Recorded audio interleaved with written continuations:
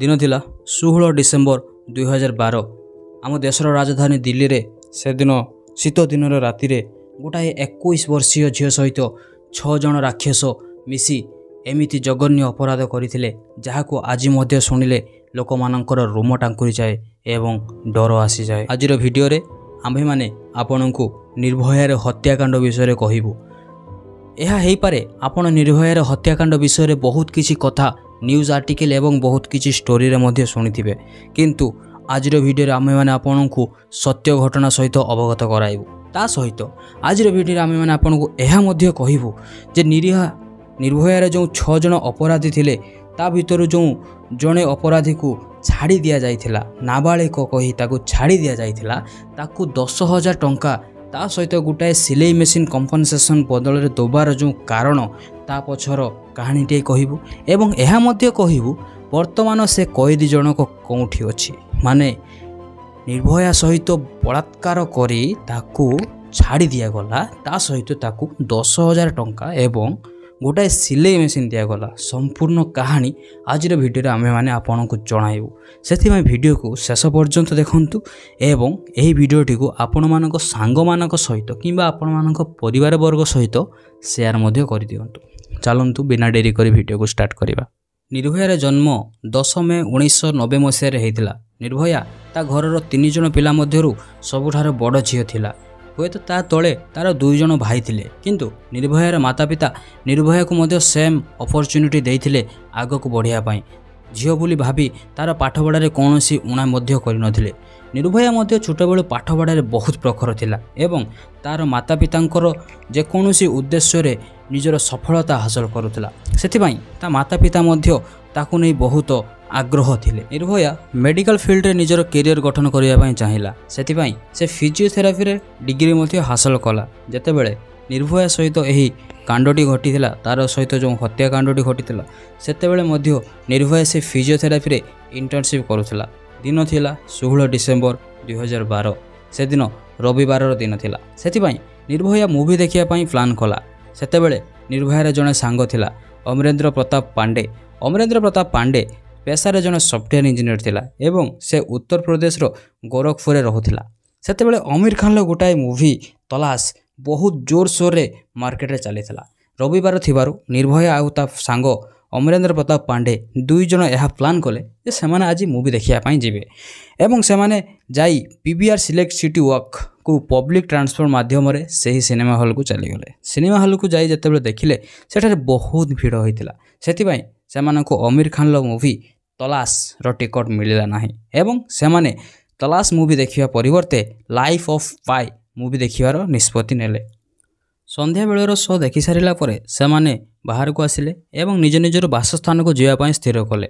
सेमाने auto को बहुत अपेक्षा कले, किंतु एते ऑटो मिलि नथिला। होय तो राति बेसी हेइ नथिला, जेहेतु शीत दिन सेति पई एते ऑटो मिलि नथिला। जो ऑटो वाला भी मिलुथिले सेमाने मीटर को न देखि निज इच्छा अनुसार लोकन ठारो पैसा नेउथिले। सेमाने बहुत अपेक्षा कला परे गोटाए ऑटो वाला मिलगला, जे कि ताको मुनरेका बस स्टैंड जा नबा पई कहिला। ता आगो को से नेबो नाही बोली कहिला। एमाने से यह चिंता कले जे सेमाने सेही ऑटो रे मुनरेका बस स्टैंड आसी जिवे एवं सेही बस स्टैंड रु सेमाने बस नै द्वारका को पळाइबे। सेतिबाई सेमाने सेही ऑटो माध्यम रे आसी गले मुनरेका बस स्टैंड को। मुनरेका बस स्टैंड रे सेमाने बहुत अपेक्षा कले। अपेक्षा करू करू पाखापाखि राति 9:30 बाजी जाइथिला। सेमानको कोनोसी भी ट्रांसपोर्ट मिलु नथिला। से एवं हठात गोटाए धड़ा रंगर बस जहार काच कला थिला, कथाटी मन रखिथिबे, धड़ा रंगर बस जहार काचटी कला थिला, माने भितरर जिनिस बाहर को देखा जाउ नथिला। पाखापाखि राति 9:30 समय रे बसटी आसिला एवं बस भितर गोटाए पिला यह चिल्लाई चिल्लाई कहूतला कौंठा को जिवे। निर्भयार सांग कहिला आमे जीव द्वारिका। से एवं बस भितर जो पिलाटी थिला से मध्य कहिला जे आमे भी सेठा को जीवु, सेति आपण माने पळे आसंतु। निर्भया आउ ता सांग 2 जन बस भितर को चढ़ी गले। सेमाने जतबेले बस भितर को चढ़ी गले सेमाने देखिले बस भितर आहुरी 3 जन पैसेंजर अछंती। सेतिबाई सेमाने निर्भया रे बस भितर बसी गले। सेतेबेले बस भितर निर्भया आउ ता सांग ता सहित बस रो 3 जन स्टाफ आउ जो 3 जन पैसेंजर थिले। किछि समय गला परे बस रो जो से पिलाटी थिला सेमाने आसी निर्भया आउ ता सांग पाखरु भड़ा हिसाब रे 10-10 टंका लेखाए नै नेला ଏମାନେ ଟିକଟ ମାଗିବାରୁ ସେ ଏମାନଙ୍କ ସହିତ ଖରାପ ବ୍ୟବହାର କଲା। ସେତେବେଳେ ବସ୍ ବାଲା ଟିକଟ ନ ଦେବା ଗୋଟେ ସାଧାରଣ କଥା ଥିଲା। ସେଥିପାଇଁ ଏମାନେ ସେ କଥାଟିକୁ ଏତେ ଗୁରୁତ୍ୱପୂର୍ଣ୍ଣ ଭାବିଲେ ନାହିଁ ଏବଂ ଏମାନେ ବସିଗଲେ ନିଜର ମଞ୍ଜିଲ ପାଇଁ ଅପେକ୍ଷା କରୁ କରୁ। ହେଲେ କିଏ ଜାଣିଥିଲା ସେହି ଅପେକ୍ଷା ତାଙ୍କର ଶେଷ ଅପେକ୍ଷା ହେଇଯିବ। ହଠାତ୍ କିଛି ସମୟ ବସ୍ଟି ଚାଲିଲା ପରେ ଠିକ୍ ରାସ୍ତାରେ ଚାଲିଥିଲା, କିନ୍ତୁ କିଛି ସମୟ ଚାଲିଲା ପରେ ବସ୍ର ଡ୍ରାଇଭର ବସ୍କୁ ଠିକ୍ ରାସ୍ତାରୁ ଗୋଟାଏ ଭୁଲ ରୁଟ୍କୁ ନେଇଗଲା। ଯେତେବେଳେ କିଛି ସମୟ ପରେ ନିର୍ଭୟାର ସାଙ୍ଗ ଏହା ଜାଣିପାରିଲା ଯେ ବସ୍ଟି ଗୋଟାଏ ଭୁଲ ରାସ୍ତାରେ ଚାଲିଛି, ସେତେବେଳେ ନିର୍ଭୟାର ସାଙ୍ଗ ସେମାନଙ୍କୁ ପ୍ରଶ୍ନ କଲା ଯେ ବସ୍ଟି କ'ଣ ପାଇଁ ତୁମେ ଏହି ରାସ୍ତାକୁ ନେଇଯାଉଛ? ଏଟା ତ ଠିକ୍ ରାସ୍ତା ନୁହେଁ, ଏଠାରେ ଦ୍ୱାରକାକୁ ଯାଉନାହିଁ। ସେଥିରେ ସେ ଯେଉଁ ପିଲାଟି ଥିଲା ତା ସହିତ ଆଉ ବସ୍ର ଆଉ ଜଣେ ଷ୍ଟାଫ୍ ଥିଲା, ଦୁଇ ଜଣ ମିଶି ନିର୍ଭୟାର ସାଙ୍ଗ ସହିତ ଗଣ୍ଡଗୋଳ କରିବାକୁ ଲାଗିଲେ। ନିର୍ଭୟା ଆଉ ତା ସାଙ୍ଗ ମନେ ମନେ ତ ଏହା ଚିନ୍ତା କରୁଥିଲେ ଯେ ଏ 3 ଜଣ ମଧ୍ୟ ପ୍ୟାସେଞ୍ଜର, କିନ୍ତୁ କିଛି ସମୟ ଗଲା ପରେ ଏ 2 ଜଣ ବସ୍ ଷ୍ଟାଫ୍ ସହିତ ଆଉ ସେ 3 ଜଣ ମଧ୍ୟ ଆସି ନିର୍ଭୟାର ସାଙ୍ଗ ସହିତ ଗଣ୍ଡଗୋଳ କରିବାକୁ ଲାଗିଲେ। ସେତେବେଳେ ନିର୍ଭୟାର ସାଙ୍ଗ ଆଉ ନିର୍ଭୟା ଜାଣିସାରିଥିଲେ ଯେ ଏ 6 ଜଣ ସାଥୀ ହୋଇ ଆସିଛନ୍ତି। 6 ଜଣ ସାରା ମିଶି ନିର୍ଭୟାର ସାଙ୍ଗ ସହିତ ଗଣ୍ଡଗୋଳ ମାରପିଟ କରିବାକୁ ଲାଗିଲେ। ଜଣେ ପିଲା ଯାଇ ବସ୍ ଭିତରୁ ଗୋଟାଏ ଲୁହା ରଡ଼ ଆଣିଲା ଏବଂ ନିର୍ଭୟାର ସାଙ୍ଗର ମଥାରେ ଜୋରରେ ବାଡ଼େଇ ଦେଲା, ଯଦ୍ୱାରା କି ନିର୍ଭୟାର ସାଙ୍ଗ ସେଠାରେ ତଳେ ପଡ଼ିଗଲା। ତାପରେ ବସ୍ ଭିତରେ ଯେଉଁ 6 ଜଣ ଲୋକ ଥିଲେ ସେହି 6 ଜଣ ଲୋକ ମିଶି ନିର୍ଭୟା ସହିତ ଦୁଷ୍କର୍ମ କରିବାକୁ ଆରମ୍ଭ କରିଦେଲେ। ପାଖାପାଖି 2 ଘଣ୍ଟା ସେମାନେ କଣ୍ଟିନ୍ୟୁ କରି ଚାଲିଲେ। ସେ ସମୟରେ ବସ୍ଟି ରାସ୍ତାରେ ଚାଲିଥିଲା, ବହୁତ ପୁଲିସ ଷ୍ଟେସନ ପାସ୍ କରି ଯାଉଥିଲା। ବସ୍ ପାଖରୁ ମଧ୍ୟ ବହୁତ ପୁଲିସ ଗାଡ଼ି ମଧ୍ୟ ଯାଉଥିଲେ, କିନ୍ତୁ କେହି ହେଲେ ଜାଣିପାରୁନଥିଲା। ବହୁତ ଦୁଃଖଦ ଘଟଣା। ନିର୍ଭୟା ସେମାନଙ୍କ ପାଖରୁ ବଞ୍ଚିବା ପାଇଁ ବହୁତ କଷ୍ଟ କରିଛି, ସେମାନଙ୍କୁ କାମୁଡ଼ି ମଧ୍ୟ ସେମାନଙ୍କ ଠାରୁ ବଞ୍ଚିବା ପାଇଁ ଆସିଛି, ବହୁତ ଚେଷ୍ଟା କରିଛି। କିନ୍ତୁ 6 ଜଣ ରାକ୍ଷସ ସେଦିନେ ଏତେ ରାକ୍ଷସ ପାଲଟି ଯାଇଥିଲେ ଯେ ତାଙ୍କ ମନରେ ଟିକେ ହେଲେ ବି ଦୟା ଆସିଲା ନାହିଁ। ସେମାନେ ନିର୍ଭୟା ଉପରେ ଟିକେ ହେଲେ ବି ଦୟା ଦେଖାଇଲେ ନାହିଁ। 2 ଘଣ୍ଟା ତା ସହିତ ଦୁଷ୍କର୍ମ କରି ଚାଲିଲା ପରେ ନିର୍ଭୟାକୁ ସେମାନେ ମନେ ମନେ ଚିନ୍ତା କଲେ ଯେ ତାକୁ ବସ୍ରୁ ତଳେ ଫିଙ୍ଗିଦେବା ଏବଂ ତା ଉପରେ ବସ୍ ଚଲାଇ ଗୋଟାଏ ଆକ୍ସିଡେଣ୍ଟର ରୂପ ଦେଇଦେବା। ସେଥିପାଇଁ ସେମାନେ ନିର୍ଭୟାକୁ ବସ୍ରୁ ତଳେ ଫୋପାଡ଼ି ଦେଲେ। କିନ୍ତୁ ତା ପୂର୍ବରୁ ସେମାନେ ଏହା ମଧ୍ୟ ଚିନ୍ତା କଲେ ଯେ ତା ସାଙ୍ଗ ବଞ୍ଚିଗଲେ ଆମେ ଫସିଯିବୁ। ସେଥିପାଇଁ ସେମାନେ ତାର ସେହି ନିର୍ଭୟାର ସାଙ୍ଗକୁ ମଧ୍ୟ ଆଉ ଥରେ ରଡ଼୍ରେ ତା ମଥାରେ ବାଡ଼େଇଲେ ଏବଂ ତାକୁ ମାରିଦେବା ପାଇଁ ଚେଷ୍ଟା କଲେ। ଏବଂ ନିର୍ଭୟାକୁ ଆଉ ତା ସାଙ୍ଗକୁ ସେମାନଙ୍କର ଡ୍ରେସ୍ ଖୋଲିଦେଇ ତାଙ୍କ ପାଖରୁ ଯେଉଁ ପର୍ସ, ଧନ ସମ୍ପତ୍ତି, ଯାହା ବି ଟଙ୍କା ପଇସା ଥିଲା ସବୁକିଛି ସେମାନଙ୍କ ପାଖରୁ ନେଇନେଲେ ଏବଂ ତାଙ୍କୁ ଚାଲୁଥିବା ବସ୍ରୁ ତଳକୁ ଫୋପାଡ଼ି ଦେଲେ। ତଳକୁ ଫୋପାଡ଼ି ଦେଇ ସେମାନେ ଚାଲିଗଲେ। ପରେ ନିର୍ଭୟାର ସାଙ୍ଗ କିନ୍ତୁ ସେଠାରେ ମରିନଥିଲା। ସେ ଉଠି ଆସି ସ୍ଥାନୀୟ ଲୋକମାନଙ୍କ ପାଖରୁ ବହୁତ ସାହାଯ୍ୟର ଗୁହାରି କଲା, କିନ୍ତୁ ବହୁତ ଲୋକ ତାକୁ ଇଗ୍ନୋର କରି ଆଗକୁ ମାଡ଼ିଗଲେ। ଜଣେ ଲୋକ ଆସି ସେ 2 ଜଣଙ୍କୁ ସେହି ଅବସ୍ଥାରେ ଦେଖି ପୋଲିସକୁ କଲ୍ କଲା। ସ୍ଥାନୀୟ ପୋଲିସ ସାଙ୍ଗେ ସାଙ୍ଗେ ଗୋଟାଏ ଟିମ୍ ସେଟାକୁ ପଠାଇଲା ଏବଂ ପୋଲିସର ଟିମ୍ ଆସି 2 ଜଣଙ୍କୁ ଉଦ୍ଧାର କଲା। ସେତେବେଳେ ହଠାତ୍ ସାଙ୍ଗେ ସାଙ୍ଗେ ନିର୍ଭୟାକୁ ସ୍ଥାନୀୟ ଗୋଟାଏ ଡାକ୍ତରଖାନାକୁ ନିଆଗଲା ଏବଂ ତାର ଟ୍ରିଟମେଣ୍ଟ ବହୁତ ଶୀଘ୍ର ଆରମ୍ଭ କରି ଦିଆଗଲା। ପରିସ୍ଥିତି ଏତେ ଖରାପ ଥିଲା ଯେ ତାକୁ ଭେଣ୍ଟିଲେଟର ଆବଶ୍ୟକ ପଡ଼ିଗଲା ପ୍ରଥମ ପର୍ଯ୍ୟାୟରେ।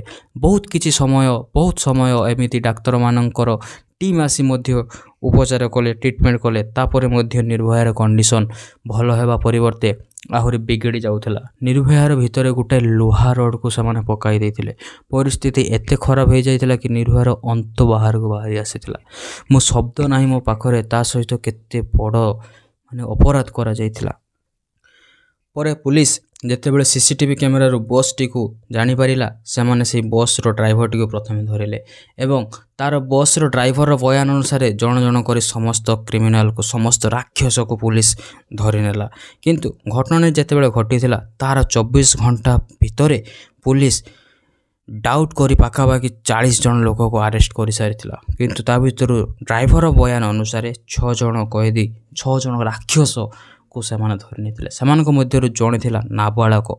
ତାକୁ 3 ବର୍ଷର ଦଣ୍ଡ ଶୁଣାଇ ତାକୁ ପଠାଇ ଦିଆଗଲା ନାବାଳକର ଯେଉଁ ଜେଲ୍, ସେଠାରେ ସୁଧାରିବା ପାଇଁ ତାକୁ ପଠାଇ ଦିଆଗଲା। ସେ ସେଠାରେ 3 ବର୍ଷ ରହିଲା ପରେ ତାକୁ ସରକାରଙ୍କ ତରଫରୁ 10,000 ଟଙ୍କା ଏବଂ ଗୋଟାଏ ସିଲେଇ ମେସିନ୍ ଦିଆଗଲା କମ୍ପେନସେସନ୍ ମାଧ୍ୟମରେ, ତାକି ସେ ଭବିଷ୍ୟତରେ ନିଜର କ୍ୟାରିୟର ବନାଇ ପାରୁ, ମାନେ ରେପିଷ୍ଟମାନଙ୍କର ମଧ୍ୟ କ୍ୟାରିୟର ବନାଇବା ପାଇଁ। ଏଠାରେ କଥାଟି ଏତେ ସତ କି ମିଛ ମୁଁ ଠିକ୍ ସେ ଜାଣିନାହିଁ, ଏଇଟା କିନ୍ତୁ କଥା କଥିତ ଅଛି।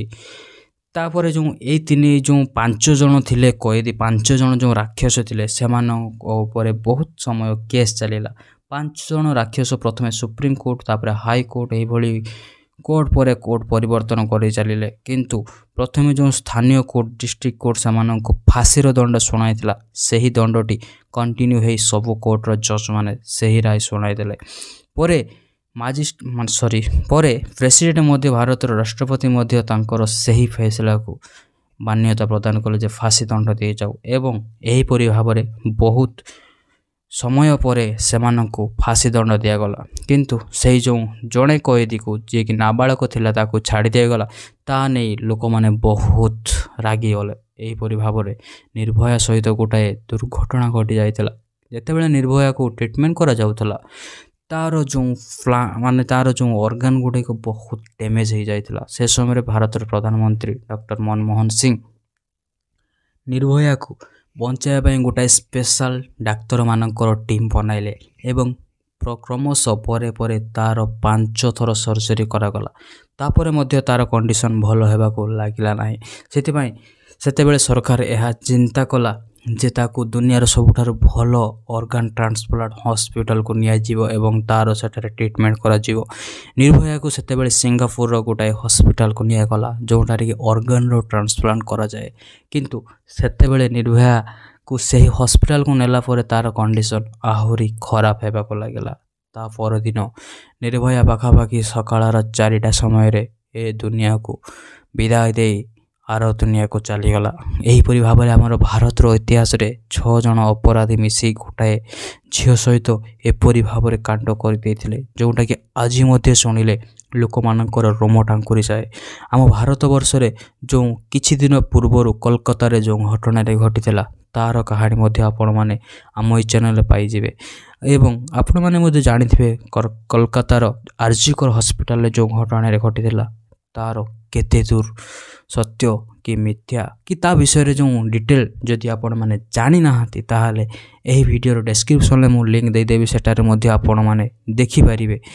ବିଦାୟ ଦିଅନ୍ତୁ। ଶେଷରେ ଏତିକି କହିବି ଯେ ଯେପର୍ଯ୍ୟନ୍ତ ଭାରତରେ ନାରୀମାନେ ସୁରକ୍ଷିତ ନାହାନ୍ତି, ସେ ପର୍ଯ୍ୟନ୍ତ ଆମେ ପୁରୁଷମାନେ ଲଜ୍ଜା କରିବା କଥା। ଆମ ଘର ବି ମା ଅଛନ୍ତି, ଆମ ଘରେ ବି ଭଉଣୀ ଅଛନ୍ତି, ସେମାନଙ୍କ ସୁରକ୍ଷା ଯେମିତି ଆମେ କରୁଛୁ, ସେହିପରି ଭାବରେ ଅନ୍ୟ ମା, ଅନ୍ୟ ଭଉଣୀ, ଅନ୍ୟ ଝିଅର ସୁରକ୍ଷା କରିବା ଆମର କର୍ତ୍ତବ୍ୟ। ବିଦାୟ ଦିଅନ୍ତୁ। ଦେଖା ହେବ ଅନ୍ୟ ଏକ ଭିଡ଼ିଓରେ। ଜୟ ହିନ୍ଦ।